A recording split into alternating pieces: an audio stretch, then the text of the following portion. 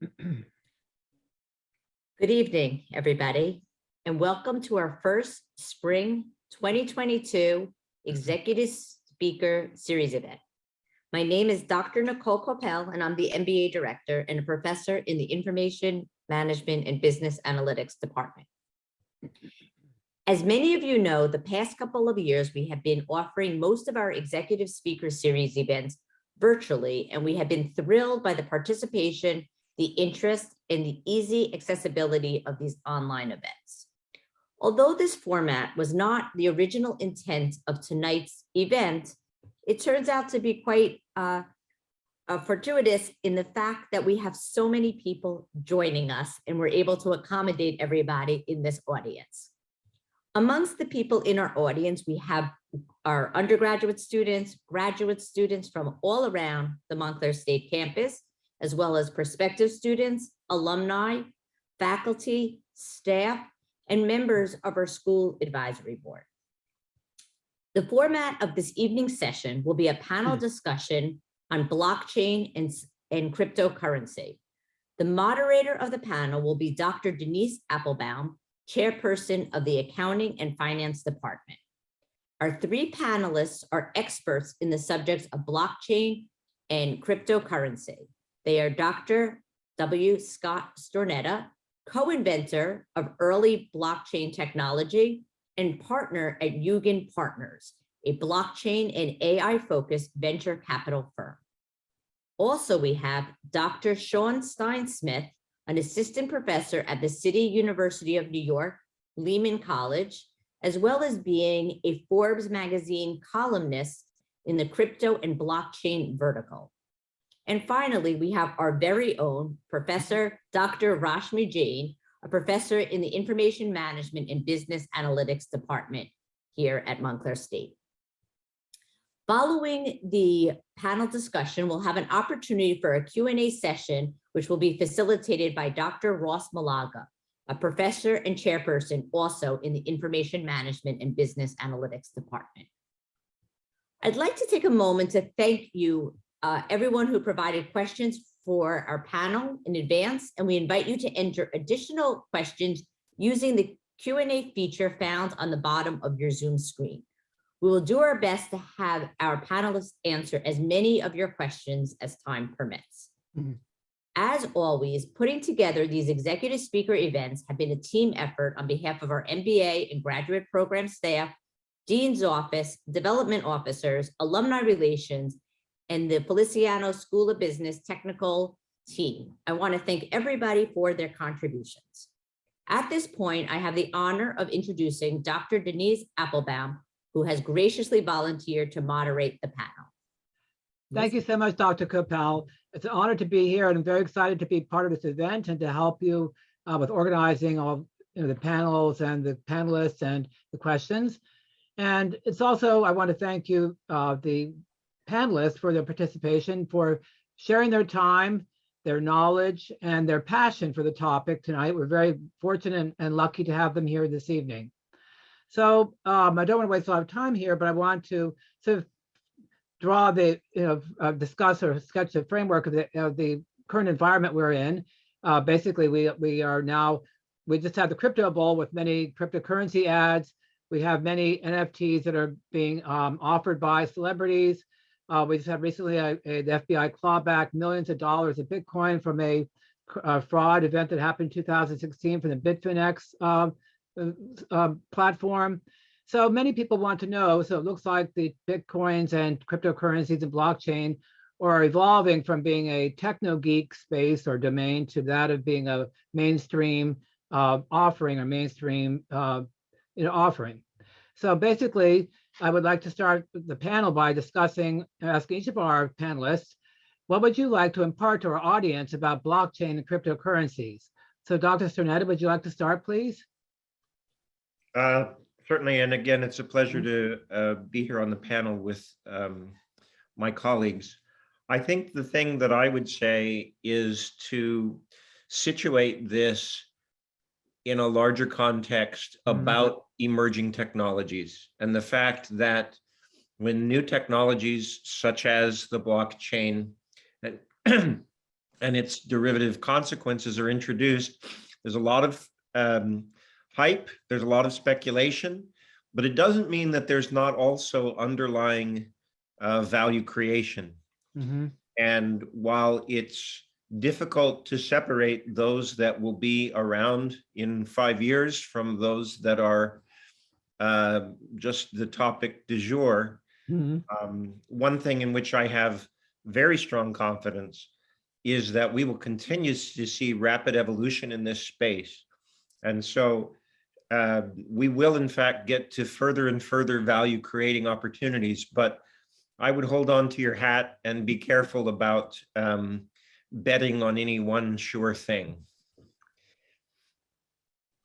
Thank you, Dr. Spinetta. Dr. Jane, did you want to add any comment, opine on your opinion on this? Yeah, sure.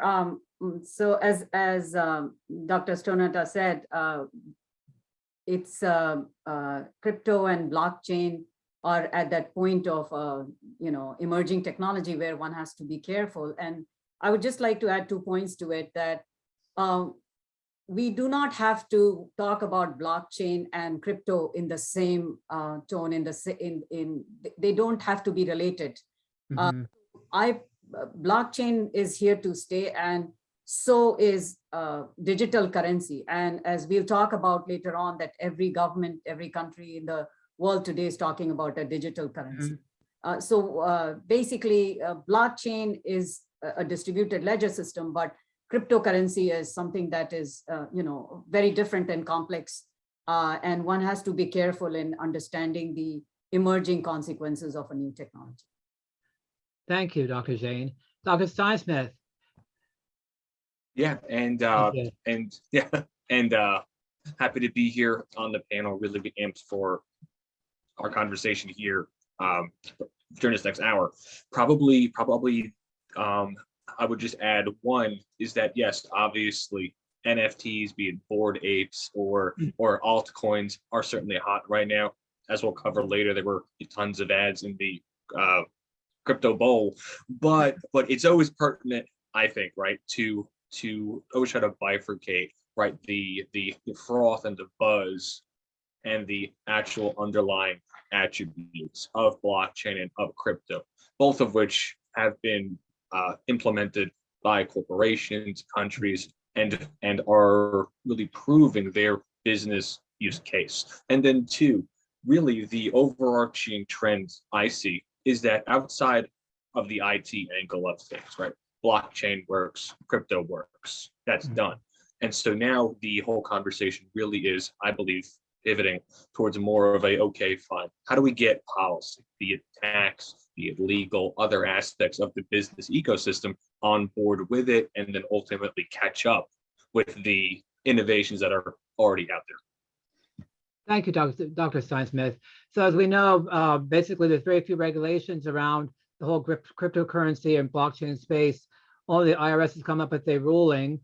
So to that end, recently Congress is trying to catch up by gaining understanding of the cryptocurrency space. And they had a hearing in December, which Dr. Sternetta was participating in. And in your recent statement, Dr. Sternetta, at the House Finance Committee's hearing on cryptocurrencies, you discussed the need to move from a regulatory environment focused on protect the status quo defense to one that unleashes an innovative economic offense based on the power of the blockchain. Could you please expand on that comment? That's very visionary, and I find it very intriguing that you would say that at the congressional hearing. Well, I guess the key point to make is that with any new technology, as it begins to impinge on existing players in the space, there are always flags raised about threats and difficulties with the technology. And it is not that one should dismiss those concerns, but one has to focus first on the value creation that the technology can bring. And then secondly, on how to address new and additional potential risks that it raises. And if you're not careful, history shows that, in fact, we get regulation on new technology that ends up being a defensive move that fundamentally protects incumbents in a preferential way. And that is not the way to bet on the future. America has a vibrant tradition of winning with new technologies. And that doesn't give a blanket okay for any technology that happens to pop up. But I think it's important to go into the thinking about this as, okay, how do we make use of the value creation? And then having thought about that first, how do we ensure that some of the negative side effects don't are minimized, rather than thinking about it in the opposite order? So what was your general feeling about the hearing? So what was your feeling going away from that? What was the prognosis for Bitcoins and cryptocurrencies in general? I thought it was after a the hearing, very in your healthy opinion? hearing, quite frankly. And it was refreshing both because of its nonpartisan nature for once in the news. Wow. And so I breathed a sigh of relief on that. And I also felt that those that spoke were very well prepared and really gave substantive answers to questions that were themselves well prepared. And so in that sense, I came away feeling very positive about the sense that Congress wants to roll up its sleeves and figure out what the right thing to do is. And that there were players from the industry that really understand that, how to move that ball forward while still being concerned about issues that may trouble consumers. But isn't the challenge that there are so many players and agencies that are claiming that they have the domain over cryptocurrency? So, SEC is one of them, IRS is another, the CFTC, it goes on, the list is endless, right? So I guess, Dr. Steinsmith, I guess my question would be, what would be a fair regulatory framework for cryptos, NFTs, and ICOs, or initial coin offerings? How will investors in crypto be impacted by new regulatory frameworks that are being put into effect, if any are being put into effect, right? So I'm not aware of any new movement in this area, but if you could enlighten us, that'd be great. How much time do we have? Oh, okay, well, No, and so on the one hand, right, in every agency, both here based in the U.S. and internationally, be it the IRS, the PCAOB, all of these agencies are more and more educated on the correct questions to ask. And yes, there are the outliers, be it politicians or heads of agencies, who are anti Bitcoin, anti crypto, just anyway. But overall, the overall policy shift has been more educated and also more proactive. And I would say probably most sort of honing in on that are the folks at the SEC and the IRS, who have both been quite active in trying to, I would say, sort of try to create frameworks via edict, which is obviously not optimal, but overall, right, there has been more of a understanding of the industry and to a understanding of, well, virtual payments, digital payments are here anyway, right? Corporations like PayPal, MasterCard, and Visa are all authorizing customers to actually conduct transactions using different crypto assets. And so now the policy conversation has moved in a positive manner forward. Now, overall, how it ultimately should be overseen is, I would say that the best way to do it, it would almost be echoing the outline put forward by Coinbase, I believe, back in October, basically trying to create a whole new body. Now, obviously, that takes a lot of work, but to have one agency whose whole directive is to oversee crypto assets, right? Because crypto is a umbrella term, obviously, and there are ICOs, STOs, NFTs, there are all DAOs, all kinds of other assets out there. So ultimately, I would say that the best, ideal outcome is to have a agency built to only oversee crypto. But in the interim, I would say having some more transparency over which aspects of this asset class are going to be overseen by the SEC, CFTC is an excellent first first step in that direction. Right. Well, thank you so much. I mean, the U.S. has a chance of being a leader in this area, but given that all these cryptocurrencies and NFTs and tokens and everything are not, specific to one country, but they're, international in scope. I guess the question is, how can the U.S. be a leader, Dr. Jain, vis-a-vis innovation, or by being the first to come up with a robust regulatory framework? How can we even begin to do this when it's not really, confined to the U.S. waters or U.S. boundaries, so to speak? Yeah, I think both Dr. Spinetta and Dr. Steinsmith pointed to the importance and need for a balanced view on things. As more and more, the government agencies improve their knowledge and understanding of not just the immediate value of crypto, but even going forward long term. So, just like the e-commerce days when the, electronic trading platform started, Tom, Dick, and Harry wanted to be on that and have a, get ROI out of it. So the good thing is that the US has a very mature and stable financial monetary system. Right. So we have the SEC, the Treasury, the Feds, and and several others. So for us, it's not just that we make centralized decision making and the government would come down and say no crypto. That's not how we view things, right? So just like how SEC came down on BlockFi, a $100 million settlement was done. So they are really reviewing every specific crypto case from a larger context. So there are some which are very obvious, where it comes across as an investment security because the platform is promising rate of return on the investment and things like that. It's very obvious to regulate that.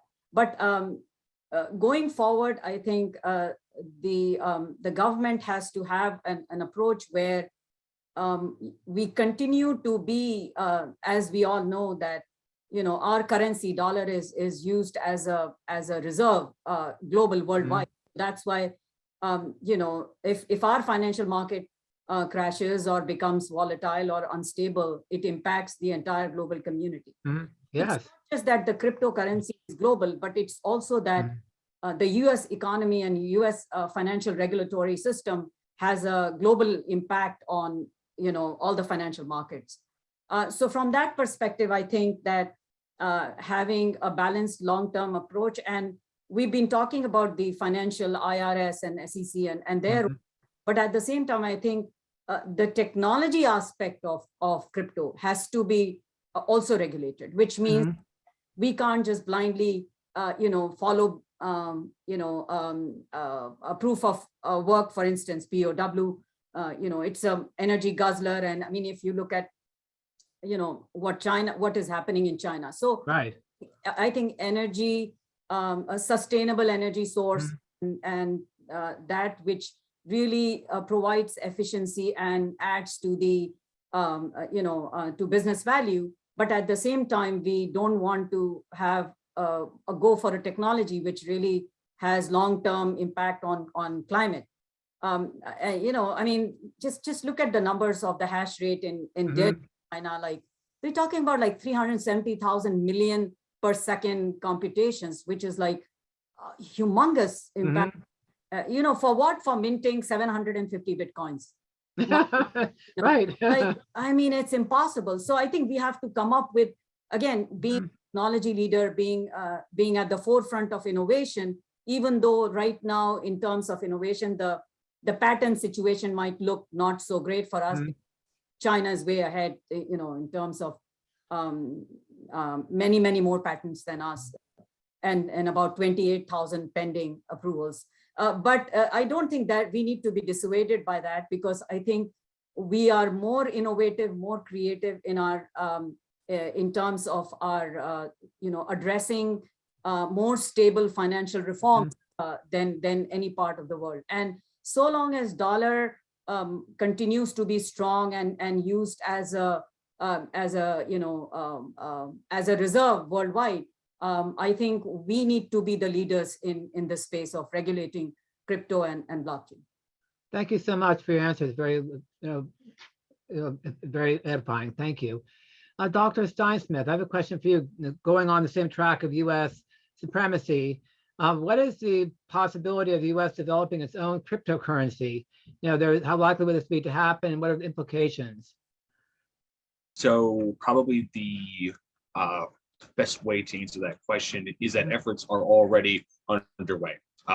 Jerome Powell has been, I believe during the last 24 months, basically during every hearing with Congress, has been asked on that topic and answered basically that they are on, right? That it's a work in progress, and that's, as per the Fed, it is more important to have it right versus having it be first, right? Echoing earlier comments that basically having the role as the global reserve currency, on the one hand, it's a great economic asset, but on the other hand, any tweaking of that has to be done very carefully. That said, I would also point out that the partnership between MIT and the Boston Fed, who just in the last couple of weeks basically posted out their own blockchain sort of demo model called Hamilton, I believe. Right. And so I'm very optimistic that ultimately, right, that be it called crypto dollar, blockchain dollar, or some other name, that ultimately that the currencies that have the best augmentation, right, that integrate aspects of blockchain-based payments, crypto payments, are going to be the currencies that ultimately win out going forward, right? Because all or most of the transactions conducted internationally are done in a online manner anyway. Right. And so integrating aspects of blockchain transactions, faster, cheaper, traceable, transparent, those are the currencies who are ultimately going to win out.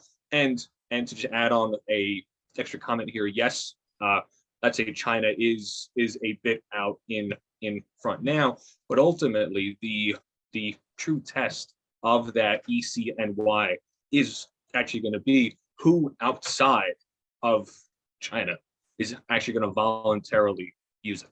Now, I do know that China has a whole bunch of partnerships internationally, but ultimately it has to be used outside of China to have the impact that I believe policymakers want. But I would say that yes, we are currently working on one, and two, that I would say that it's probably going to come sooner versus later. Thank you so much. I have a question. I'm going to stop and ask all three of you here. I think it's on everyone's minds. Would you invest in cryptocurrencies? Would you conduct a transaction using cryptocurrencies? So Dr. Spinetta, do you want to go first? Well, in a sense, as an investor in this space, indirectly, we're doing that every day. Okay. But that doesn't make all of them alike. And to me, the issue fundamentally, and this is the problem of having been trained as a theoretical physicist, is you're very interested in what will be the long-term outcome. What's the steady state once all the dust settles? And so for us, it's really about if there's value to be added in a particular transaction where crypto assets can be brought into play, then that's where we want to go. And if there's not, but rather just speculation prevailing, then we don't see the long-term benefit. I'd also just want to add, to broaden that, if I could, just a little back to the central bank digital currency issue. The key is not so much, and hear me out here before everyone disagrees, not so much to make sure that your CBDC dominates. It's that you want to create an ecosystem around the American economy that wins, and you win by creating a lot of value. And so the particulars of how the Federal Reserve and those at MIT and the Boston Fed, some of whom I've had conversations with, how that plays out, it's much more important that we create a flourishing ecosystem Mhm. that allows the US dollar to be a kind of first among equals in a Mhm. growing ecosystem rather than trying to clamp down and have control. And so I think it's very much that we should be focusing on what will grow the ecosystem overall, rather than how do we make sure that our CBDC is, retains the role of being the world's leading reserve currency. We should think in terms of growing the pie and being Right. a part of it, rather than preventing others from flourishing. So how do we go from here to there then? Well, one thing that I've stressed in my conversations with people on Capitol Hill is that, one, you don't want to allow yourself to be outflanked. Mhm. And part of what that means is to be a little geeky, is to Okay. make sure that you open up your API so that Mhm. those with innovative ideas want to plug into your system Mhm. in a preferential way over others. And Mhm. so I mean that open up the API both in a literal sense, but also metaphorically, more broadly. You want to make whatever the United States dollar does, you want to make it very easy for it to allow an ecosystem of other, for example, stable coins to flourish Mhm. uh, in that ecosystem. Well, thank you. Dr. Jane, do you believe in investing in cryptocurrencies? Do you invest in cryptocurrencies, or would you use cryptocurrencies to conduct transactions? I think in terms of at what point in the technology maturity life cycle does one Mhm. on? And I totally agree with Dr. Spinetta that the long-term value of any technology is really in terms of what does it add in terms of ease and efficiency for the business world or for the Mhm. economy in general? What kind of employment generation does it lead to? What kind of collaborative global collaboration does it lead to? So again, I keep going back to the e-commerce starting, in early 90s and mid 90s. So if you had asked me, would I invest in Amazon when I was sitting across from New York Stock Exchange at a financial client and right then in 1997, Amazon went, public. Right. So it's that point and stage of the technology of crypto right now. Mhm. And I would wait for it to mature and stabilize Okay.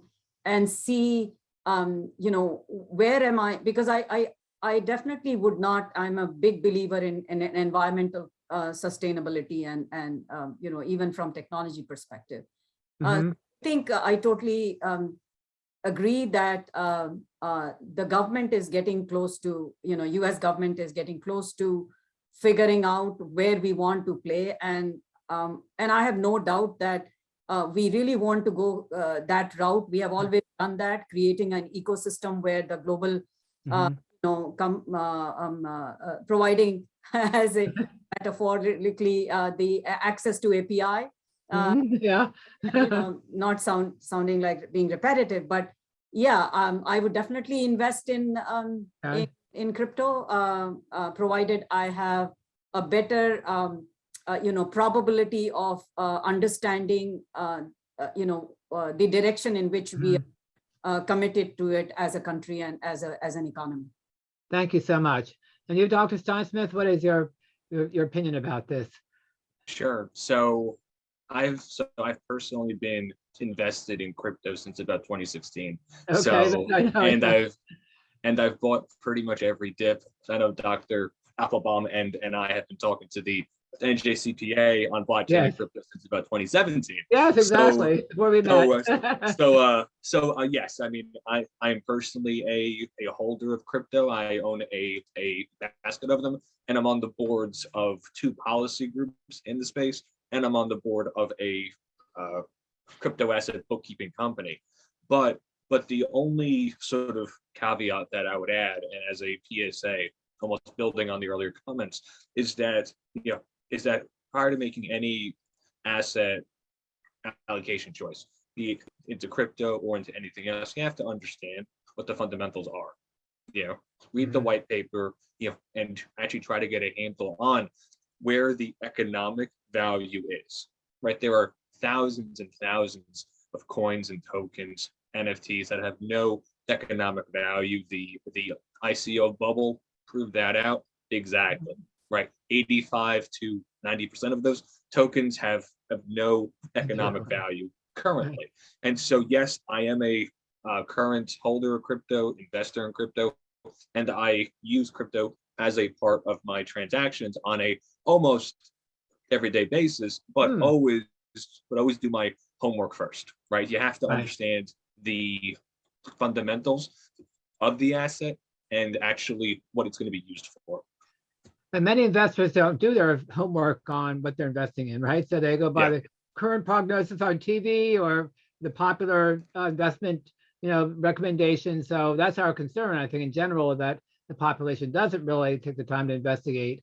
So let's go to my other question that I want to pose to all of you. How should universities and students be preparing for this technology as they're thinking about career preparedness and their own investments, for example? So Dr. Spinetta, do you want to go first again? Well, and I'll try to be briefer because I'm very much enjoying the comments that the other panelists are making, and I certainly am supportive of, let's say, 95% of what's been said. But I was speaking to a board of trustees of a significant university a couple of weeks ago, and they all wanted to know what, how as a university they should respond. And they were thinking in terms of investment strategies and all of these things. And I said, your first responsibility is to educate the students in your university on what this is all about. That's probably, the prime directive here. I think, and I'm going to stick with that question as well. There's very little downside to better educating students about what's involved if you're a university. I'll leave it at that. Okay, thank you. And you, Dr. Jane? Yeah, I think just as we have been concerned about in our space of analytics, and also responsibility of social media, I think it's so important for our students to understand how they are using social media and how analytics is becoming an important part of wherever they are interacting on any platform. So the ethics behind use of data and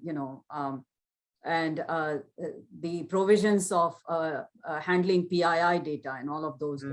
I think similar to that, responsibility of managing wealth and managing assets and managing investments.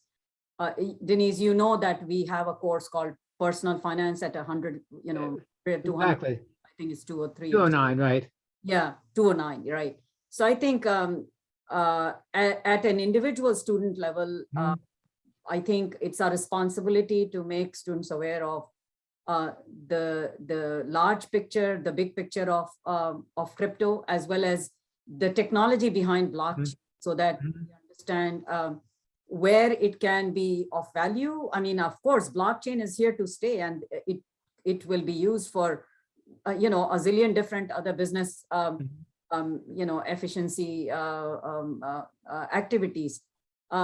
And I think, having said that, but at a university level, whether a university should invest in crypto or not, I mean, I think that will be determined by, how well aware and how well informed is the board of trustees and the leadership, and also the responsibility to the public money. Right. That's true. Yeah. Yes. And Dr. Steinsmith, do you have any suggestions for educating our students in the classroom about Bitcoin and blockchains and cryptocurrencies? So probably the one piece of advice that I'd lay out here, because I've developed and taught guest lectures on crypto and blockchain for corporate accounting, auditing, taxes at about 12 different universities in the US, and actually at Lehman.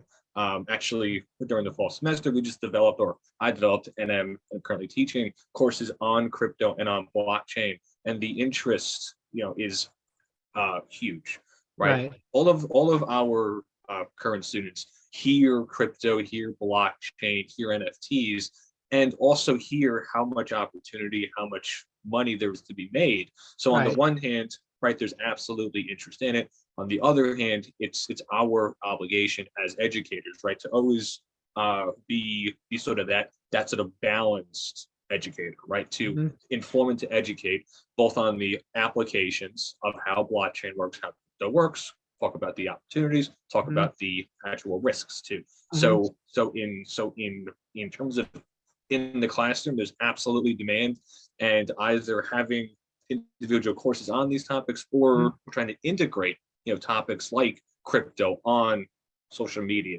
crypto using deep fakes on a online platform to then increase interest in it. So all of that, it's always pertinent, I think, to always keep in mind that obviously blockchain and crypto are the hottest topics right now, right? But that blockchain, crypto, AI, deep fakes, ML, all of them are evolving, and they're learning, and they are basically going forward as sort of one ball of more IT interaction in every aspect of personal life and economic life too. So like Dr. Spinetta says, more like a whole innovation, paradigm is occurring in society and businesses, which goes to another question that I would like to ask Dr. Jane, which is that where is the greatest potential for business use of blockchain? We were asking our students to learn about it beyond cryptocurrency and investing in cryptocurrencies. Where can we show that the blockchain can be used in business as they go forth in their future careers? Right. And Denise, I actually just, in the context to your previous question, in the context of our university, where we have a huge, very, widely and prestigious performing arts program, and NFTs, I mean, if you look at the job postings on NFTs, on NFT designers or NFT creators, I think many of our artists, because I know that business school is involved in creating entrepreneurship modules for those, and performers. I would say that, we need to tell our students in our performing arts program about, the value of NFT and how they can digitize their talent and monetize their talent, So to your question, the second question about, so I think it's something like $16 billion of investments in blockchain being made at the end of 22 or early 23, some such number. And compared to just 5 years ago, it was only $2.7 billion. Right.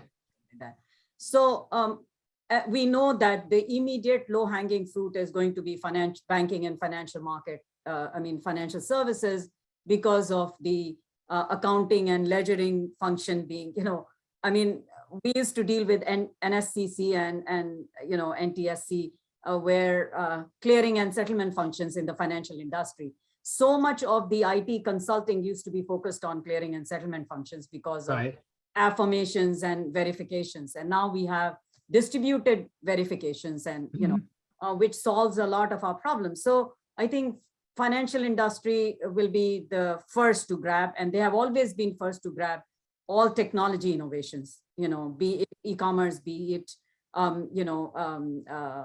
B2B or B2C, whatever.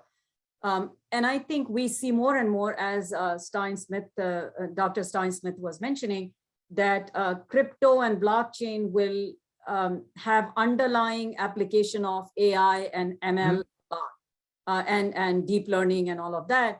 So which means that we will, continue to apply them for, as we keep saying, better value in manufacturing, in distribution, in healthcare. I think these are where we will see a lot of distributed,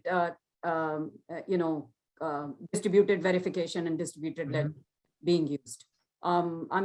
That's where I see, and I have seen the companies that where our students are doing their projects on in the analytics area, more and more of healthcare, Mhm. businesses are realizing that having the right technology and not having the right technology makes so much difference for them in terms of the cost of operations. Thank you so much. That leads me to my other question, which is that given that it has such a pervasive possibility across many different businesses and applications, what about the energy and environmental cost of proof of work, which is like the main successful consensus mechanism that's associated with Bitcoin? And I mean, to date that I know of, no other one's taken its place in terms of having the same validity features and functions. Can another consensus mechanism be developed that could, enable the same kind of, promises that proof of work promises, or is it impossible? Dr. Spinetta, do you have any particular thought on that? Yes and yes. Okay.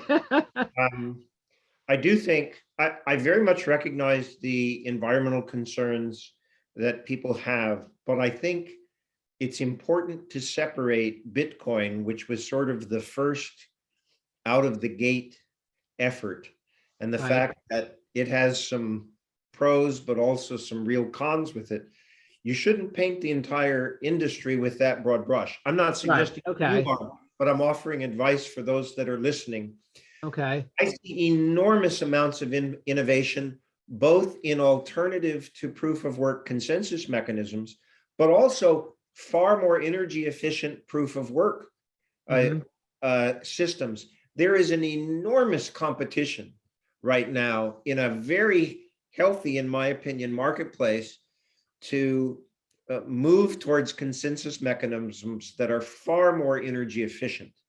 And I have nothing but really very strong optimism about the progress that I see being made. The environmental issues I think are real, but I think they're being very well addressed in a very competitive marketplace. Thank you. That makes me feel optimistic. Thank you. So I have one more question, and then I'm going to wrap it up for closing comments by a panelist. Dr. Steinsmith, so we mentioned earlier on about the FBI being able to trace and decrypt and claw back 94,000 Bitcoins of the 120,000 was stolen in the Bitfinex hack from 2016. Now, I thought that Bitcoin was never, you couldn't track like the origins of transactions, that it was, untrackable, right? Or untraceable transactions.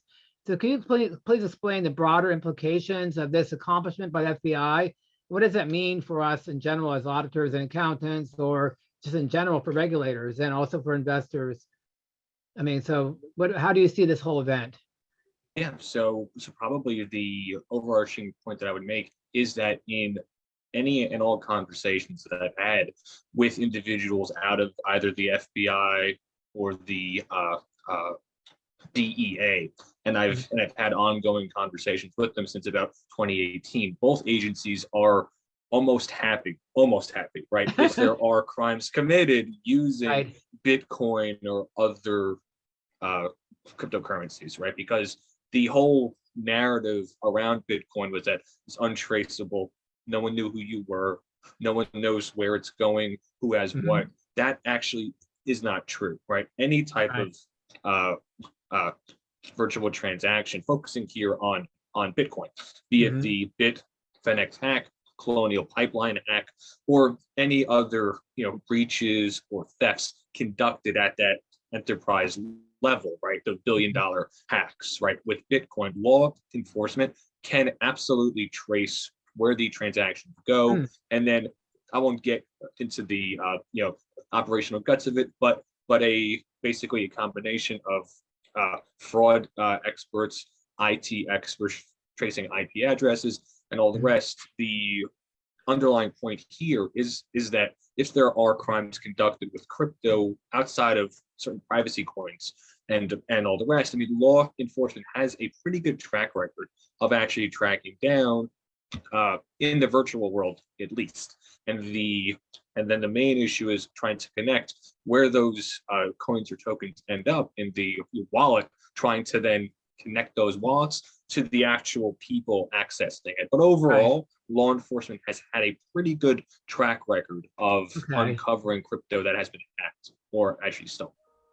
Well, that's great. It's reassuring for investors and future users of cryptocurrencies that there is some, relief if there's a theft that occurs in their wallets. So that's very good to hear. Thank you.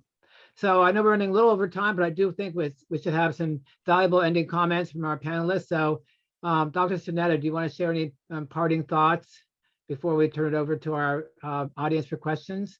Again, I endorse essentially everything that's been said by the other panelists.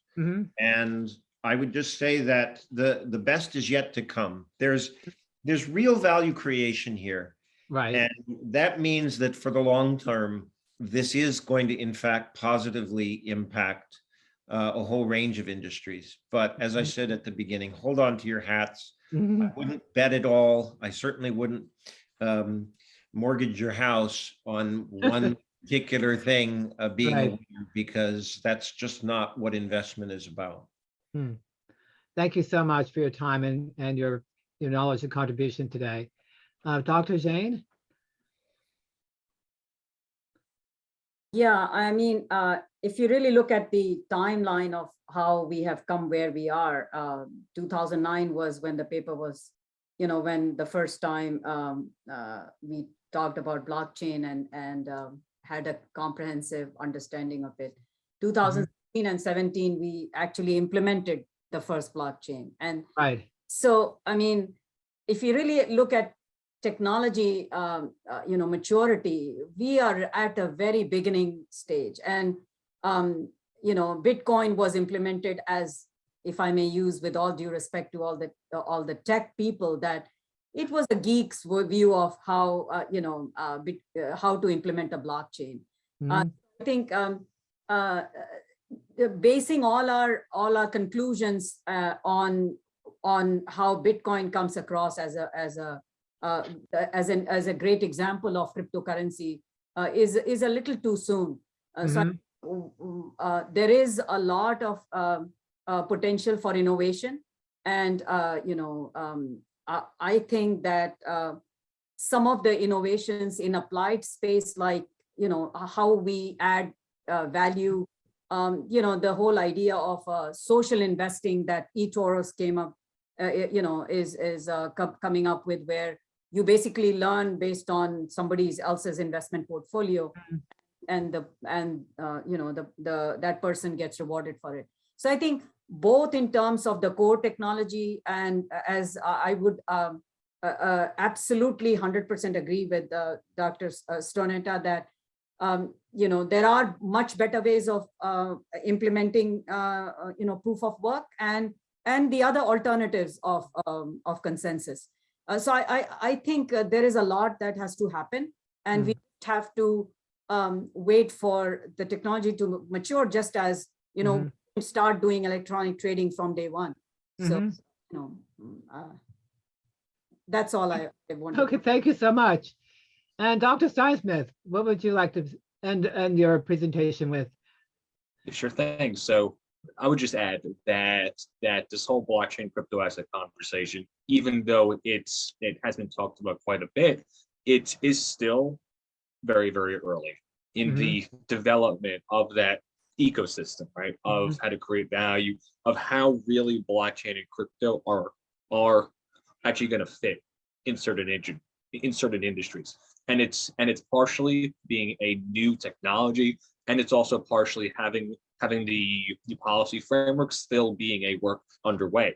But ultimately, and a anecdote that I've been using quite a bit lately is that, honestly, Bitcoin is almost old news at this point, right? Bitcoin, it's the headliner, it's the main headline, but it's almost old news in blockchain crypto asset circles. Bitcoin, yes, it's there. It's the original, biggest, baddest one out there. But there are all of these new applications that aren't linked only to the price or the trading volume, right? There are DAOs, there are DeFi projects, NFTs that are going beyond just minting tokens and are actually trying to change how organizations do business and how we as individuals interact, right, with either other individuals or other entities. And so that's really I think the main takeaway here is that one, it is ultra early still in any conversation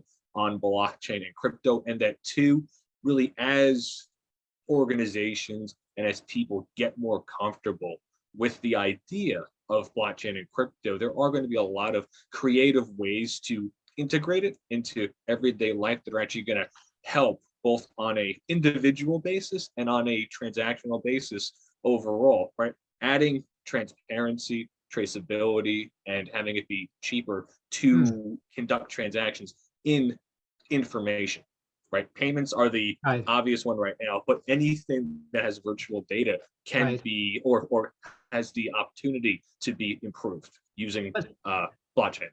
Well, that's where NFTs come in. So it's mirroring the physical world with a virtual instrument, right? So it's very exciting, the applications. The metaverse, we're going in. Right, exactly. So it's very exciting that an optimistic, outcome of this panel that we all agree, we all have the same position, that this is just the beginning, that, it's a very nascent technology and that, so much more potential. This is wonderful. Thank you so much, all three of you, for being here tonight and for, providing us with your knowledge and excitement and passion. And I want to turn it over to Dr. Malaga, who is going to take a few questions. I'm sorry that I took over. I was supposed to finish the panel at 6:45. I'm sorry I took over. Thanks, Dr. Applebaum. Let me start. I'm going to try to condense a bunch of the questions. We definitely will not be able to get to all of them, but there are some that are touching on the same topic. So the first one, this could be for anybody on the panel, would be, how do I learn more about blockchain and crypto investing besides taking a class at Montclair State University? So, Dr. Applebaum and I are working on one for the fall, but if I want to learn more right now, what's the best way to go out and learn more about this? Does anybody want to jump in on? Dr. Steinsmith, looks like you want to answer this one. Yeah, sure. So probably a handful of ideas that I would have is to read anything by Don Tapscott. He is a brilliant thinker on anything blockchain and crypto. Anything by him. Read the Bitcoin Standard. It's an excellent book to have those baseline fundamentals. And then probably the best way to get educated is to try to every day, CoinDesk and Cointelegraph are just good sites to get general awareness of the trends and the headlines out there. And then after doing that for a while, open up a account at any platform, be it Coinbase, Kraken, BlockFi, whatever, and drop in $5, $10, and then just kind of see how that process works. Best way to do it, I would think. Great, thank you. Another group of questions has to do with the impact of regulation and or the U.S. Minting its own digital currency. Sometimes when we have regulation sometimes stifles innovation, but sometimes it also gives industry the confidence to go forward with certain ideas because they know it's backed by regulation. So maybe for Dr. Spinetta, do you think additional regulation in this space is going to lead to greater innovation, or do you think it might stifle innovation? Additional well-informed regulation will in fact lead to a flourish. Okay, all of my interaction down in Washington D.C. is making sure that policymakers are well informed, and then I have to trust to the democratic process that out of that will come good, well-informed light regulation. But I'm very much in favor of seeing a good, lightweight regulatory framework. And do you think if the U.S. were to mint its own digital currency, what would the impact be on the cryptos that are out right now? For example, Bitcoin. Would you think that Bitcoin would become, I wouldn't say worthless, but the value of these currencies would decrease? Well, that sort of goes back to Dr. Steinsmith's comment. How much time do you have? Because that's a very, very complex question.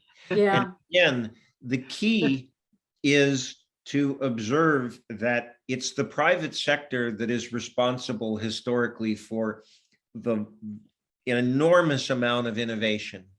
And government wants to make sure that what it does with the CBDC is something that leads to a flourishing private sector economy built around it, not to try to play old school and saying there is the dollar, there can only be the dollar, and there will never be anything but the dollar. Great. So if I maybe- may, Ross, yeah, I think I'm all for the digital currency, and I think every country is going to have a one. And because it adds so much efficiency to transactions and so much security and other aspects, scalability. But at the same time, I think, you know, when it comes to what kind of crypto or what kind of digital currency are we talking about, I think stable coin is where we are going to go, whether it is going to be backed by a currency or by a crypto or by just backing of algorithm, you know, that those are the three usual, you know, popular ways. But I think some kind of backing with some collateralized, you know, provisions is where we'll start off in terms of a stable digital currency. Great. I think we're just about out of time. Maybe we have time for just one more, and people can stick around or not as they're able to. But maybe Professor Jain, you can chime in on this one. One of my students particularly wants to know, how does Web 3.0 relate to cryptocurrency and blockchain?